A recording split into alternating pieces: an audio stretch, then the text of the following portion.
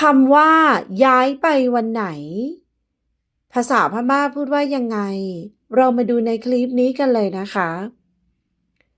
เปเน่เลเปเน่เลแปลว่าวันไหนเปเน่เลวันไหน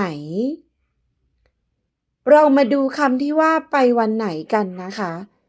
ไปวันไหนภาษาพม่าพูดว่าเปเน่ตัวเลเปเน่ตัวเลไปวันไหนคำว่าเปเน่เลแปลว่าวันไหนตัวแปลว่าไปนะคะเปเน่ตัวเลเปเน่ตัวเลไปวันไหนเปเน่ลาเล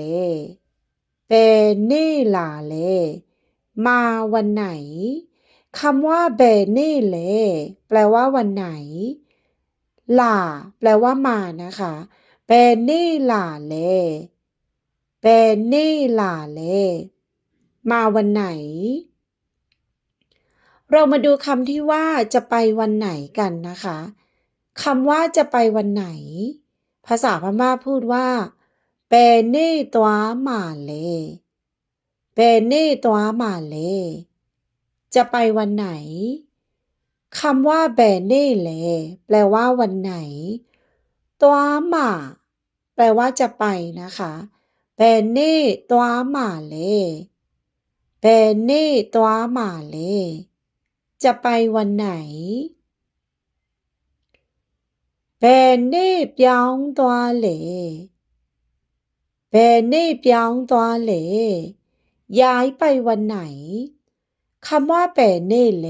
แปลว่าวันไหนเปียงตัวแปลว่าย้ายไปนะคะเบเน่เปียงตัวเหลเบเน่เปียงตัวเหลย้ายไปวันไหนเป็นในย่าเปียงตัวเหลเป็นในย่าเปียงตัวเหลย้ายไปกี่คนคำว่าเป็นในย่าเหลแปลว่ากี่คนนะคะเปียงตัวแปลว่าย้ายไปเป็นในย่าเปียงตัวเหลเป็นในย่าเปียงตัวเหลย้ายไปกี่คนเรามาดูคำที่ว่ากลับไปวันไหนกันนะคะกลับไปวันไหนภาษาพม่าพูดว่าเปเน่เปลี่ยนตัวเหลเปเน่เปลี่ยนตัวเหลกลับไปวันไหนคำว่าเปเน่เลแปลว่าวันไหนเปลี่ยนตัวแปลว่ากลับไปเปเน่เปลี่ยนตัวเหลเปเน่เปลี่ยนตัวเหล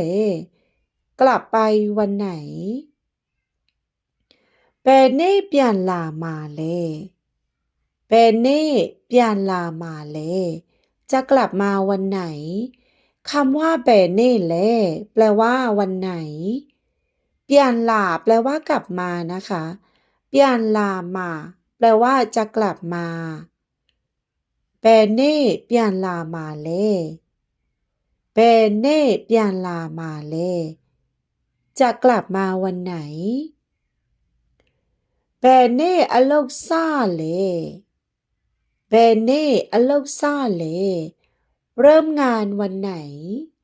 คำว่าเปเน่เลแปลว่าวันไหนอโลกแปลว่างานนะคะอโลกซาแปลว่าเริ่มงานเปเน่อโลกซาเลเปเน่อโลกซาเลเริ่มงานวันไหน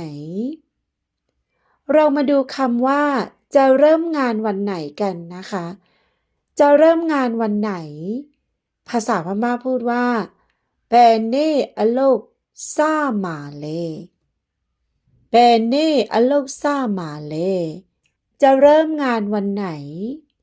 คำว่าเปเน่เลแปลว่าวันไหนอโลกซาแปลว่าเริ่มงานนะคะอโลกซามาแปลว่าจะเริ่มงานเปเน่อโลกซามาเลเปเน่อโลกซามาเลจะเริ่มงานวันไหนเปเน่อโลกนาเล แบเน่อโลกนาแหลหยุดงานวันไหนแบเน่แหลแปลว่าวันไหนอโลกแปลว่างานนะคะอโลกนาแปลว่าหยุดงานแบเน่อโลกนาแหลแบเน่อโลกนาแหลหยุดงานวันไหนแบเน่ปีหมาแหลแบเน่ปีหมาแหลจะให้วันไหน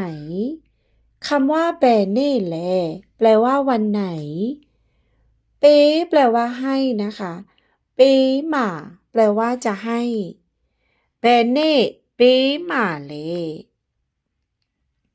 แบเน่เป๊หมาแหลจะให้วันไหน